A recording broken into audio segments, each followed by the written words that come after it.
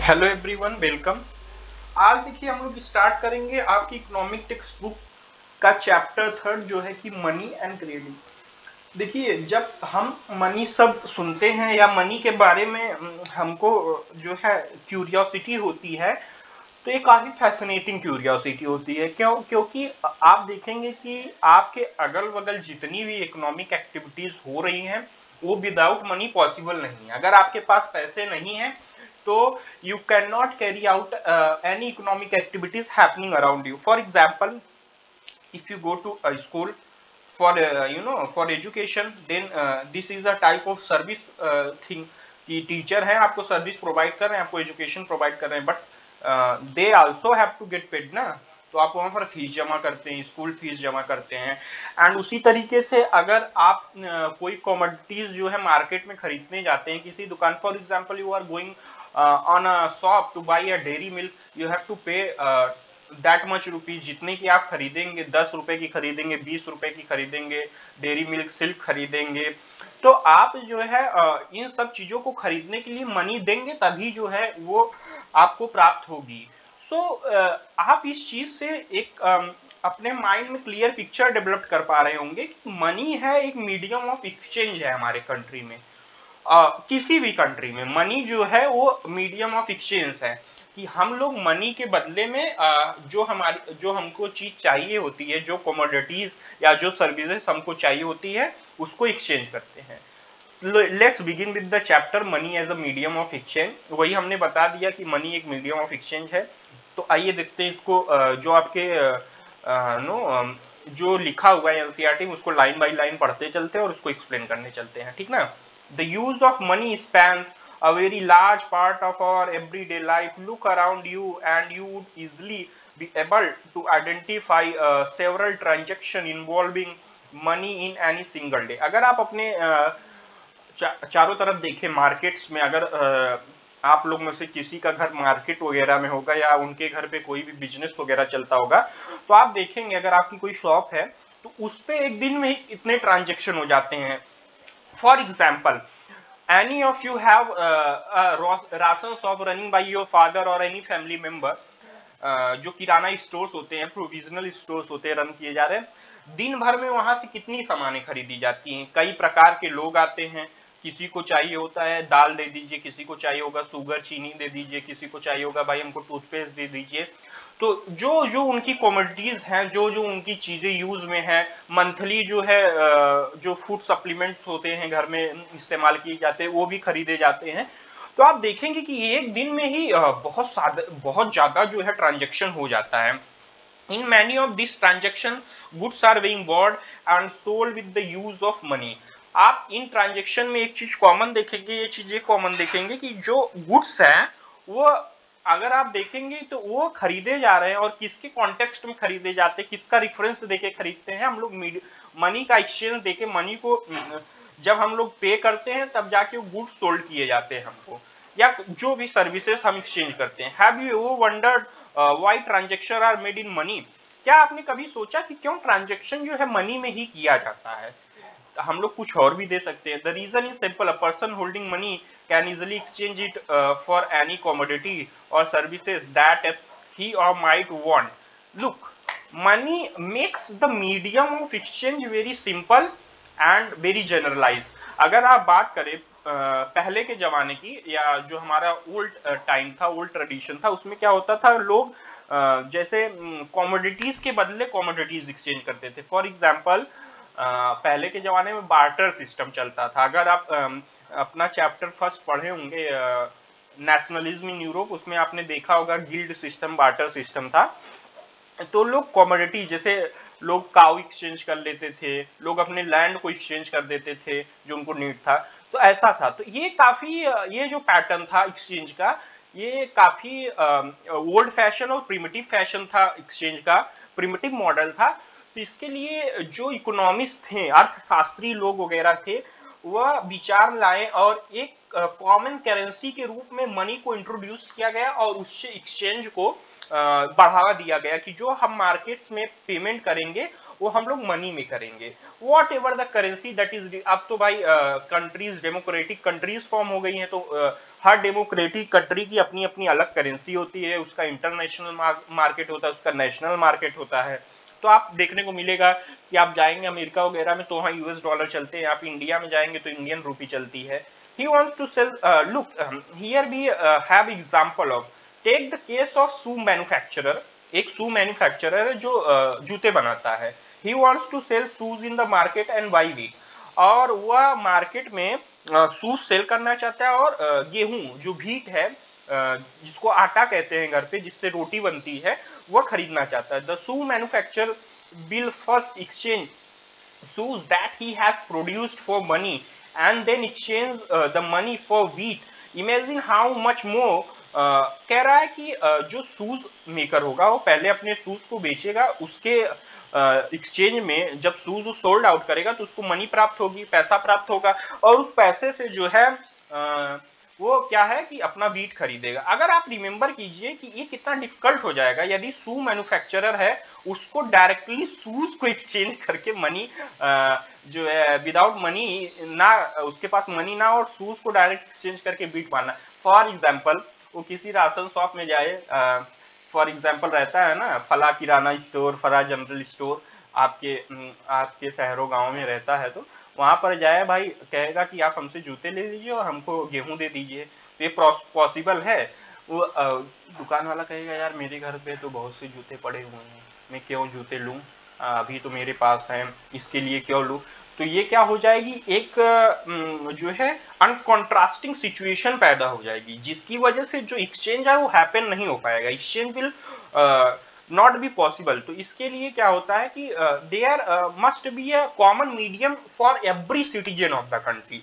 तो money is that medium. Okay भाई, जब वो डायरेक्ट शूज बेच के दुकान से तो आटा या गेहूं खरीद नहीं सकता है, उसको पैसा देना पड़ेगा। तो वो पैसा कब पाएगा, जब वो अपने शूज को जो नीडेड है, जो रिक्वायर्ड है।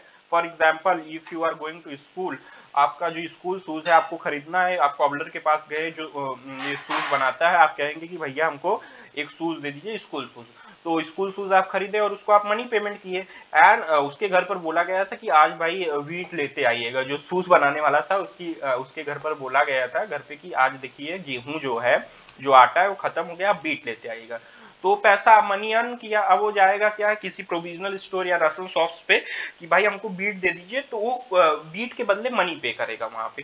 तो मनी आप पा रहे हैं, जो मनी है it is becoming a common medium of exchange to all, that in both parties have to agree. And जिसमें देखो मनी के एक्सचेंज में दोनों पार्टी एग्री करती है, ठीक है भाई, आप हमको मनी पे करेंगे, हम आपको बीट देंगे, आप हमको मनी पे करेंगे, हम आपको शूज देंगे। अब देखो जो ये शूज वाले को रिक्वायरमेंट थी बीट की, वो गया।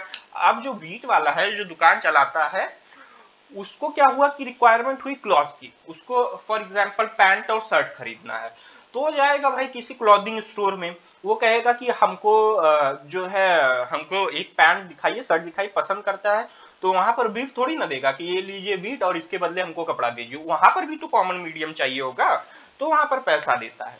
तो आप एक देख पा रहे हैं कि ये जो मार्केट का पूरा चैन है, जो बाजार है, जो मार्केट है, इकोनॉमिक एक्टिविटीज जो हो रही हैं, उसके लिए मनी जो है कैसे कॉमन मीडियम के रूप में exchange, common medium of exchange के रूप में है। और इस जो हमने बताया था कि जहां पर दोनों पार्टीज एग्री होती हैं, इसको कहते हैं double coincidence of want. Double coincidence of want मतलब क्या हुआ कि for example you are running for example your father is running you know what is running a kirana store. Look ना, ऐसे आप समझिए कि आपके घर में कोई किराना स्टोर चलाता है और आप स्कूल जाते हैं, आपका शूज जो है वो फट गया है, स्कूल शूज, और आपको नया खरीदना है।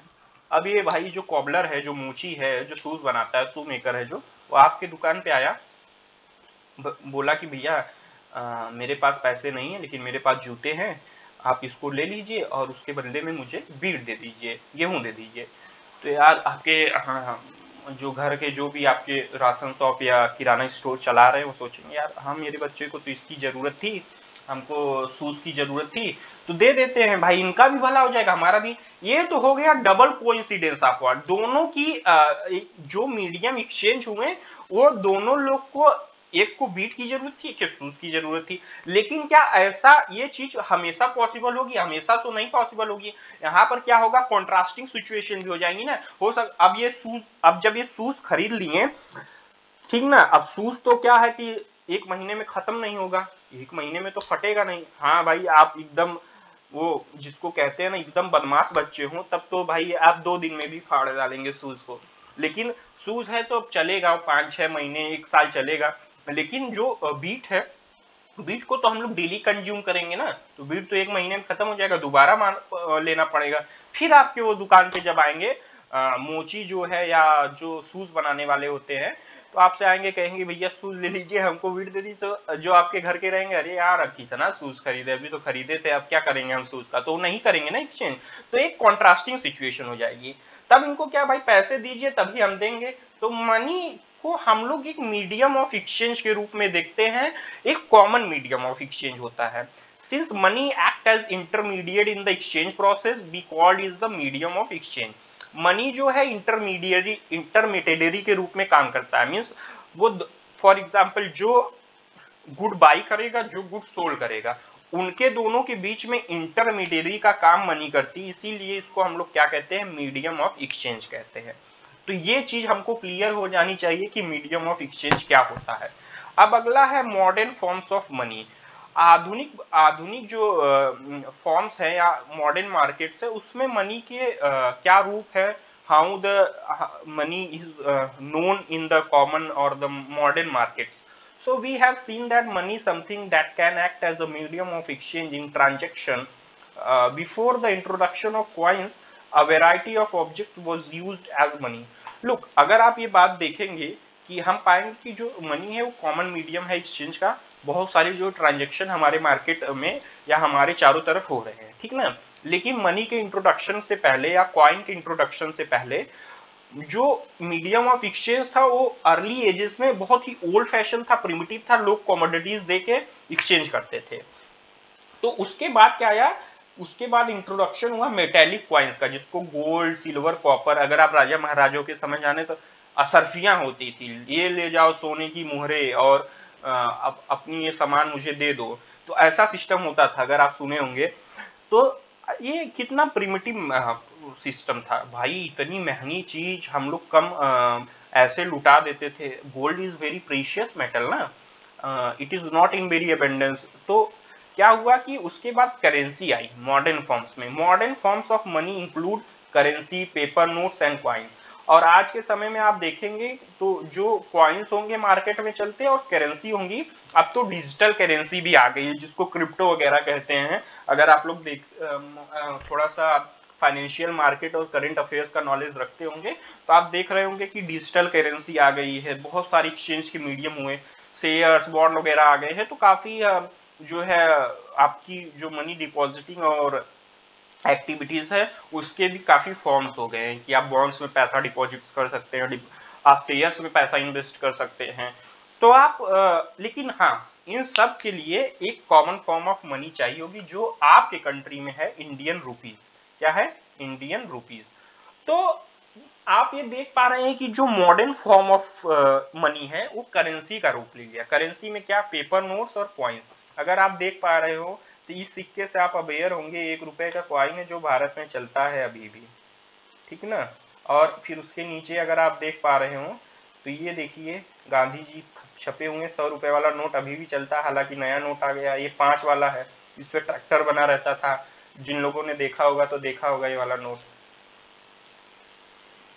Organisation is allowed to issue. देखो अब जैसे कुछ करेंसी है जो फॉर एग्जांपल इंडिया के कॉन्टेक्स्ट में जो नोट्स हमारी चलती हैं, जो पेपर नोट्स या कॉइन्स है, अब भाई इनको इनके रूल और रेगुलेशंस होंगे कुछ ना मार्केट्स में कि कितना अमाउंट ऑफ फ्लो हम लोग को रिलीज करना है, कितना होल्ड करना है। तो इसके लिए कोई बॉडी चाहिए होगा, कोई इंस्टीट्यूशन चाहिए होगा। तो हमारे इंडिया में काम कौन करती है, RBI, Reserve Bank of India, which is the centralised bank of our country, जो मनी रिलेटेड मैटर या फाइनेंशियल या फिजिकल रिलेटेड मैटर कंट्री का डील करती है। जिसका नाम है RBI. RBI is the institution which deals with the various activities related to the money and currency। RBI अभी जब आप देखे होंगे कि वो हुआ था, डिमोनेटाइजेशन हुआ था, और प्राइम मिनिस्टर नरेंद्र मोदी ने किया था। अभी तो काफी टाइम हो गया डिमोनेटाइजेशन। उसमें क्या हुई थी, 500 और 1000 वाली नोट पुरानी बंद हो गई थी। तो उसको जब बंद किया गया तो अब बोला गया कि भाई अब बंद कर दिए, जिसके पास है वो पैसा एक्सचेंज कहां से करेगा। तो आरबीआई ने क्या गाइडलाइन जारी की कि देखिए जितने भी बैंक्स हैं वो क्या करेंगी भाई, जितने भी करेंसी है वो एक्सचेंज कर लेंगे और उसके बदले में नई करेंसी करेंगी, और उसको हम लोग क्या करेंगे, इसकी जो असेंबली है धीरे धीरे इन करेंसीज की हम बंद कर देंगे। एंड लुक आरबी तो आरबीआई तो हो गई सेंट्रल एडमिनिस्ट्रेटिव बॉडी, लेकिन क्या आरबीआई हर स्टेट्स में या हर डिस्ट्रिक्ट्स में, हर गांव, हर बाजार में हो सकती है? नहीं हो सकती है। तो उसके लिए कुछ जो है सेंट्रल बैंक है, नेशनल बैंक है, स्टेट बैंक है, रीजनल बैंक है, रूरल बैंक हैं। अगर आप बात करेंगे तो स्टेट बैंक ऑफ इंडिया है, यूनियन बैंक ऑफ इंडिया है, और प्राइवेट्स बैंक भी हैं, फॉर एग्जांपल एक्सिस या एचडीएफसी। अगर आप अपने मार्केट्स वगैरह में जाते होंगे तो ये सब बैंक आपको दिखती होंगी। बट इन पे भी कंट्रोल जो होगा, इनके लिए भी जो पॉलिसीज फॉर्मुलेट होंगी वो आरबीआई द्वारा ही होंगी, because RBI is the banker of bankers. RBI सभी बैंकों की बैंकर्स है। RBI is the one who is having a control over all the banks functioning in the India on behalf of the government of India, and government of India is functioning on the behalf of the people of India. The other form in which people hold money is as deposits with bank। अब हमने बताया ना कि deposits होते हैं जिससे वो money hold करते हैं। फॉर एग्जांपल अगर आपके घर में आप लोग बड़े तो हो गए हैं, 10th वगैरह में सुने होंगे, तो घर पे पापा ने एफडी कराई है, या उन्होंने एलआईसी ली है, या फिर कुछ उन्होंने बॉन्ड्स लिए हैं, शेयर लिए हैं, तो ये तमाम प्रकार होते हैं जिससे मनी को क्या है कि वो किया जाता है, भाई डिपॉजिट्स किया जाता है, होल्ड किया जाता है। डिमांड डिपॉजिट्स होते हैं जिसको डीडी कहते हैं हम लोग। It is the facility which leads in the essential characteristics of money that a medium of exchange. You should have the payments of being made by cheques. अगर आपने जो है आप फैमिलियर हैं, आपके घर वगैरह में देखते होंगे, आपके पास आज तक तो आजकल तो यूपीआई आ गया। यूपीआई का फुल फॉर्म आप लोग जानते हैं क्या होता है? यूपीआई, यूनिफाइड पेमेंट इंटरफेस, जिससे हम लोग ऑनलाइन जो है स्कैन करके पेमेंट करते हैं। कोई भी क्यूआर कोड रहता है स्कैन करते हैं, जैसे फोन पे, पेटीएम या गूगल पे, सब चीजों से हम लोग करते हैं वो यूपीआई के थ्रू ही करते हैं। वो यूपीआई नेशनल रिकॉग्नाइज्ड है, national payment corporation of India NPCI, वो रेगुलेट करता है यूपीआई को। यूपीआई यूनिफाइड पेमेंट इंटरफेस होता है जो कॉमन होता है। वो आप ये अगर यूपीआई आईडी बना लेते हैं तो आप उससे किसी भी बैंक को पेमेंट कर सकते हैं और किसी भी मर्चेंट को पेमेंट कर सकते हैं आज के समय में। लेकिन अगर आपको यूपीआई आने से पहले जो होता था, बैंक में ना जाना पड़े तो लोग चेक इशू करते, अभी भी चेक इशू होता है। अगर आपके घर वगैरह में जो लोग होंगे, अगर दादाजी वगैरह लोग होंगे तो उनके पास चेक रहा होगा, अगर या तो पापा लोग भी हैं तो उनके पास भी चेक रहता है। देखो चेक अगर आप इस देखें तो ये भारतीय स्टेट बैंक का एक पुराना चेक है, लेकिन ये ओरिजिनल कॉपी नहीं है, एक आपको दिखाने के लिए बनाया जाता है। यहाँ पर लिखा रहता है कि भाई पे अदा करें। अदा किसको करेंगे? जो मतलब आप ये चेक होल्डर होगा उसको अदा करेंगे, या तो अकाउंट होल्डर खुद हो सकता है या ये किसी के नाम पर इशू कर सकता है। लेकिन ये चेक वहीं पर होगा जहां पर इसकी ब्रांच होगी, ठीक ना। या तो अगर अकाउंट पे, देखो यहाँ पर अकाउंट पे ही चेक लिखा है। अकाउंट पे ही मतलब जानते हो, जिसको ये इशू किया गया है वो अपने बैंक में जाएगा और अपने अकाउंट में इसको डिपॉजिट कर देगा। and that bank will send request to this SBI bank issued by, look here is Mr. Sachin has issued the check of 57,000 to Prem Kumar. तो प्रेम कुमार का खाता अगर जो अकाउंट होगा वो यूनियन बैंक में होगा तो ये जाएंगे, अकाउंट पे ही चेक है तो अपने अकाउंट में जमा करेंगे। And union bank will request on a common interface. जो हमारी आप देखेंगे कि जो बैंक्स होती है उसमें आजकल तो सब इंटरनेट बैंकिंग होती है, ऐसे कुछ सॉफ्टवेयर होते हैं जिससे बैंक फंक्शन करती है, जो कि उस नेशनल सॉफ्टवेयर होते हैं उस बैंक के, मतलब ऑल ओवर इंडिया। अगर आप कहीं पर भी जाएंगे उस बैंक में अपना अकाउंट नंबर लेके, तो वो आपको बता देगा कि कितने भी बैलेंस है। लेकिन उसी बैंक में जाएंगे, पहले ये सिस्टम होता था, अब क्या हो गया है कि आधार कार्ड से अकाउंट नंबर लिंक हो गए हैं। आधार कार्ड तो आपको सबको पता होंगे, तो उससे कहीं पर भी किसी भी बैंक में आप पता लगा सकते हैं कि आपके खाते में कितना पैसा। लेकिन हाँ, बैंक वाले ऐसा करेंगे तभी, जबरदस्ती आप नहीं कर सकते। तो मिस्टर सचिन ने एक अकाउंट पे ही चेक इशू किया है प्रेम कुमार के नाम पे 57,000 का। आप प्रेम कुमार अपने बैंक में जाएंगे, जमा करेंगे, and that bank will request to this SBI कि आपके यहाँ से प्रेम कुमार हैं, कोई प्रेम कुमार हमारे यहाँ है जो मिस्टर सचिन द्वारा चेक इशू किया गया, वो लेके आएंगे। तो कहेगा भाई ठीक है मिस्टर सचिन, जो तब क्या होता है ना, ये जो मिस्टर सचिन है इनको जो SBI है वो मैसेज करेगा कि क्या आपने चेक इशू किया है। अगर वो मतलब कुछ टाइम देता है, आधा घंटे के लिए होल्ड पे कर देता है, तो अगर ये मैसेज का कुछ रिस्पॉन्ड नहीं करते हैं तो चेक इनके नाम से, प्रेम कुमार के नाम से इशू हो जाएगा। हाँ, और जब चेक इशू होता है तो RBI द्वारा गाइडलाइंस है, you can not make fraud. जैसे आप चेक इशू कर दिए और इसको क्या हुआ कि आप कोई सामान बाई किए और चेक से पेमेंट कर दिए, और फिर हुआ बाद में कि पता चला बैंक वाले को मना कर दिए कि आप इसको चेक को मतलब विड्रॉ मत करने दीजिएगा, चेक को भजाइएगा मत, तो आपके ऊपर केस भी हो सकता है। ये लीगलिटीज है कुछ चेक रिलेटेड पेमेंट की। Thus we said that demand deposit share the essential features of money। तो हमने देखा कि कैसे डिमांड डिपॉजिट्स भी एक एसेंशियल फीचर ऑफ मनी होता है। मनी जो करेंसी होती है हमारे इंडिया में, वो बेसिकली जो बड़ी बड़ी करेंसी होती है वो पेपर नोट में होती है और छोटे छोटे कॉइन्स होते हैं। यही है पूरे मॉडर्न बैंकिंग सिस्टम की कहानी आज के समय में। अब एक है लोन एक्टिविटीज ऑफ बैंक, इसको देखते हैं। लोन एक्टिविटीज जैसे आप फॉर एग्जांपल आपको घर बनवाना है, आपके पास लैंड है, ये लैंड मान लेते हैं, और आपको इस पे घर बनवाना है, आपके पास पैसा नहीं है, तो अब क्या होगा भाई, जो बैंक होंगी, फॉर एग्जांपल आपका खाता है SBI में, एंड और बैंक को ऐसा लगता है कि आप जो है लोन रीपे कर पाएंगे, तो आपको अप्रोच खुद सामने से करती है। कितने आजकल तो अगर आप घर में देखे होंगे अपने पापा के मोबाइल पे आता रहता है कि हाँ सर लोन ले लीजिए, हम फला बैंक से बोल रहे हैं, हम एक्सिस बैंक से बोल रहे हैं सर, आप you are eligible for the loan of 10 lakh 50 lakh, ऐसे आता रहता है। तो आप वो जब देखते हैं कि हाँ जो अकाउंट होल्डर है वो अच्छी सर्विस में है और वो बैंक को जो है लोन रीपे कर पाएगा, तो लोन इशू कर देते हैं। लेकिन लोन में कुछ लीगलिटीज होती है, आप लोन लेके भाग नहीं सकते, अगर भागेंगे तो वही जो है नीरव मोदी जैसे और विजय माल्या जैसे भगौड़े घोषित हो जाएंगे आप लोग भी।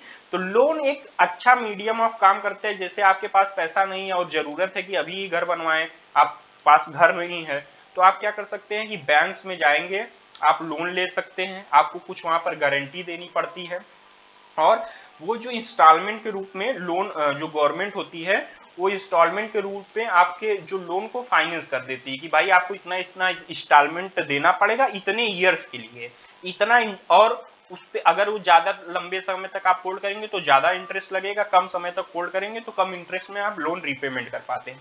तो ये होती है लोन एक्टिविटीज। अगर जो बच्चे ये देख रहे हैं, अगर किन्हीं के घर पे जो है कोई होगा जो लोन लिया होगा तो उसको पता होगा लोन कैसे लिया जाता है। अब लोन जो बैंक होती है वो देती कहाँ से, लोन बैंक के पास तो अपना खुद का पैसा नहीं है। बैंक में for example you are customer A, you have deposited the your payment in this bank and you know the customer B came from bank to borrow some loan, तो ये आपका पैसा उठा के इनको दे देते हैं, ठीक ना, फिर ये गए, फिर एक बंदा आया ये जमा किए ना, अब आपको जो आप यहाँ पर पैसा जमा किए थे, अब आपको कुछ जरूरत पड़ी तो आप बैंक से विड्रॉ करना चाहते हैं अपने अकाउंट से, तो ये बंदा जो पैसा जमा किया रहेगा उसका पैसा आपसे उठा देंगे। तो ये आप एक देखेंगे कि ये चेन है, जो मार्केट की चेन है, बैंक द्वारा रेगुलेट की जाती है, एंड सबका एक ट्रांजेक्शनल अमाउंट, एक अकाउंट नंबर होता है, उसमें डिटेल फिट किया जाती है कि आपके अकाउंट में कितना पैसा है।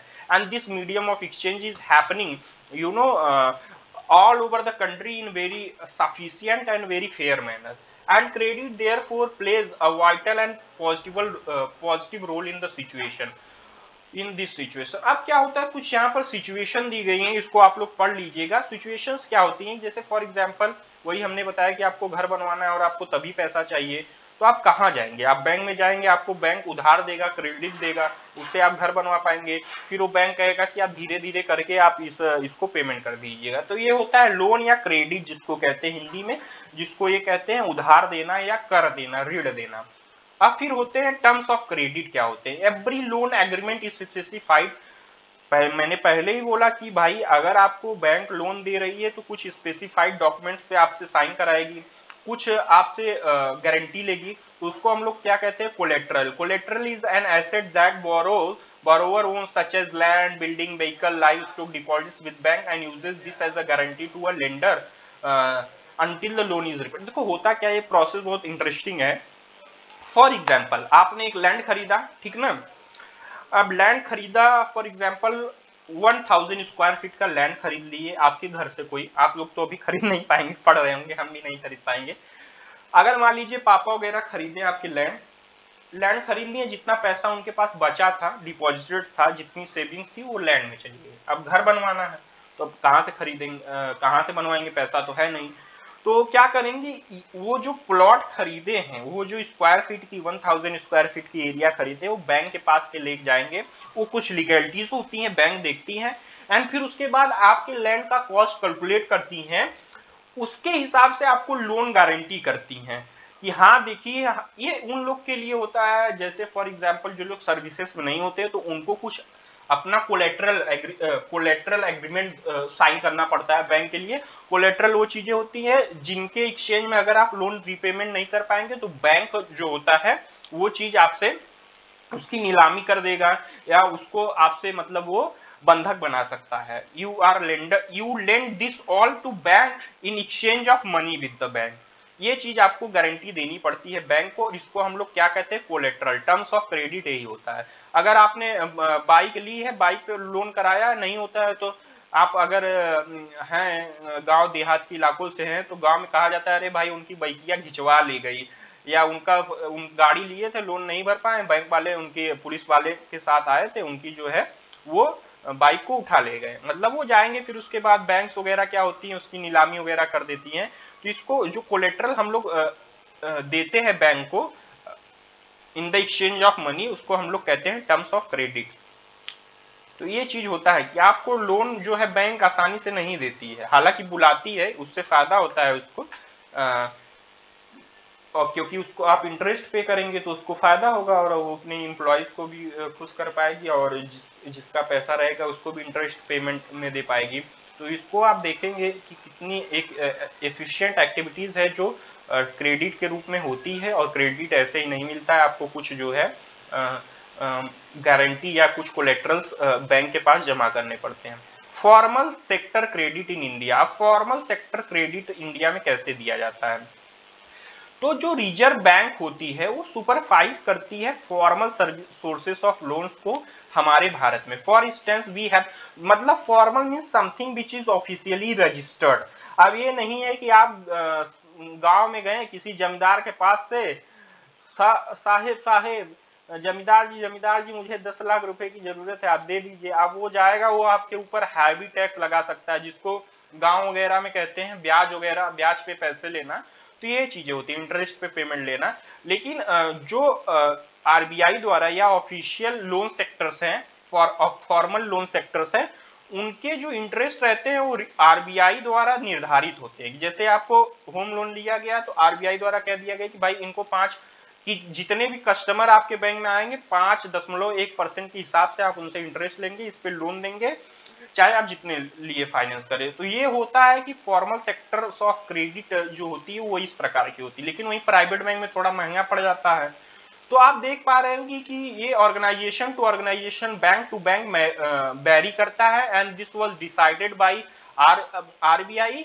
अगर डिसाइड नहीं किया जाएगा तब भी सुपरवाइज किया जाता है कि जो कस्टमर्स हैं, जो बोरोवर्स हैं, उनके साथ धोखाधड़ी ना हो पाए, बेईमानी ना हो पाए, उन पे बर्डन ना हो पाए। इसलिए जो है आरबीआई, हमको पता है, मैंने पहले ही कहा था, RBI is the banker of banker.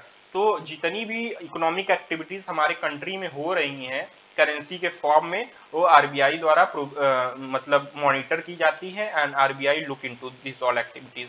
And this formal sectors credit is very cheap and affordable credit is crucial for countries development. क्योंकि देखो, अगर आप कोई भी बिजनेस करने जाते हैं, या फॉर एग्जाम्पल खेती करते हैं, आपके पास उतना अमाउंट ऑफ नहीं है जिसको आप इन्वेस्ट करके खेती कर सकते हैं, तो आप लोन ही जाएंगे ना। गांव वगैरह पे केसीसी चलता है, किसान क्रेडिट कार्ड चलता है। तो उस पर क्या होता है कि जो बैंक्स होती हैं वो बहुत ही मिनिमल ब्याज पर, मिनिमल इंटरेस्ट पे जो है लोन ऑफर करती हैं। तो आपको ये दिखा होगा कि फॉर्मल और इनफॉर्मल क्रेडिट सिस्टम्स क्या है इंडिया पे। मनी एंड क्रेडिट होता है खत्म यहाँ पर। ये सेल्फ हेल्प ग्रुप्स हैं। ग्रामीण बैंक ऑफ बांग्लादेश, मोहम्मद यूनिस जो अभी आपको पता होगा कि बांग्लादेश के इंटरिम गवर्नमेंट के वो बने, ये माने जाते हैं फाउंडर ऑफ ग्रामीण बैंक। रूरल जो बैंक्स का वो माना जाता है बांग्लादेश से ओरिजिनेट हुआ था। मोहम्मद यूनिस एक प्रोफेसर थे इकोनॉमिक्स के, जिन्होंने कॉन्सेप्ट पहली बार दिया था। तो गांव वगैरह में आप देखेंगे तो सेल्फ हेल्प ग्रुप चलता है और काफी ग्रामीण बैंक चलती है, जैसे काशी गोमती ग्रामीण बैंक होती है, फिर बड़ौदा यूपी बैंक होती। तो ये अगर आपके क्षेत्र में होंगी तो ये सब ग्रामीण बैंक है, रूरल बैंक है। फिर नाबार्ड है, national agricultural bank for rural development, LP की, ये सब पूरे सेंट्रलाइज होती हैं, हर स्टेट्स में पाई जाएंगी। लेकिन इनका क्या क्या होता है, जो लोकल इकोनॉमिक एक्टिविटीज है या लोकल क्रेडिट है उसको सपोर्ट करना। तो आप देखेंगे कि गांव वगैरह में, और अब तो एक सेल्फ सिस्टम चलता है कि जिसको समूह कहते हैं, गांव में हिंदी में सेल्फ हेल्प ग्रुप कहते हैं। इसमें क्या होता है, गांव की कुछ महिलाएं होती हैं या कुछ लोग होते हैं, वो अपना पैसा डिपॉजिट करते हैं, जिसको जरूरत होती है। तो जितने भी लोग होते हैं सेल्फ हेल्प ग्रुप में, वो मेंबर्स डिसाइड करते हैं कि या इनकी जो जरूरत है वो वैलिड है, तो उनको पैसा दे देते हैं, और जब उनके पास होता है तो वहां डिपॉजिट कर देते हैं। तो आपने पढ़ा कि कैसे जो है मनी, और मनी क्या चीज होती है, और कैसे मनी जो है इंडिया में क्रेडिट की जाती है। How this money is functioning as formal exchange of credit and or medium of exchange or in country. So this is all about this chapter. If any doubt or question arises in your mind, you will ask on the comment section. I will answer there. If any suggestion you can provide in comment section. If you like the video, then subscribe the channel and press the bell icon for more content and updated. Okay, thank you everyone.